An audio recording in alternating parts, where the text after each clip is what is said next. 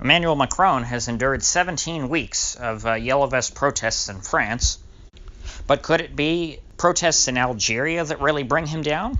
Algeria and France are experiencing very similar times right now. They both have very unpopular presidents in office, and there are popular protests in the streets of the capital urging the president to resign so that someone new can take over who better represents the country. The key difference here, however, is that Algeria is a far less stable country than France. Algeria is just coming out of a civil war from the 90s, and they have had the same president ever since the end of the Civil War. This president, of course, has been able to maintain stability throughout his life, but he's 82 years old now, and he hasn't been seen in public in quite some time, and it's unclear if he's even really still alive. Nevertheless, the people in government around him don't want anyone else to become president because they want to maintain the stability of the country. Protesters, however, want him gone. He's been there a long time, and they want fresh and fair elections, which is something Algeria has struggled with since its independence from France back in '62 or whenever it was. So in other words, the protests in Algeria have a much higher chance of bearing fruit than the Yellow Vests in France. I say this because the state in Algeria has far less of a grip on the country than the French state does. So we may be looking at the start of another Mideast civil war akin to Libya or Syria. After all, the Islamists in Algeria weren't really defeated back in the 90s. They still operate in the country, though they have not been violent since then.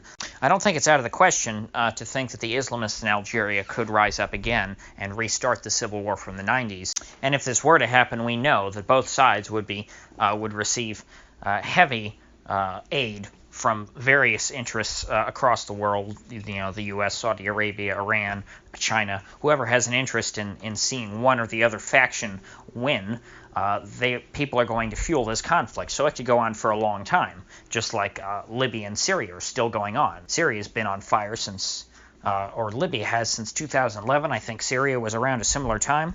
And given Algeria's historic connection to France, all of the refugees from this conflict would be headed straight for France. Macron, I don't think, however, will be able to contain them. Macron is not prepared to try and stop a flood of refugees. I think he'll do much of the same of what Merkel did with the Syrians flooding into Germany. Macron might try to keep these refugees out of the general population and keep them in camps or something, but Macron definitely will let them onto the French mainland, and he will never send them back. There will be a permanent migration of Arabs from Algeria to France, just like there was after the independence movement in '62. You're going to see another flood of Algerians there, and there's already a lot of French people who don't like the Algerians that are there. And this would not be a one-time thing. It would be constant for as long as Algeria is fighting its war. And this, of course, will just help the Yellow Vests in their effort.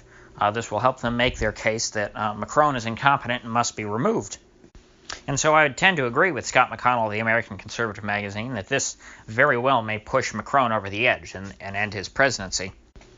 Of course, in that case, Macron probably can see this coming himself, and that may prompt Macron to intervene militarily in Algeria to prevent the coming civil war that he may see on the horizon. Macron may see military intervention as actually his only way of staving off a refugee crisis that would come from a wider military conflict there. However, what Macron may plan to be a surgical strike may in fact be what sets off the broader conflict that he fears so much.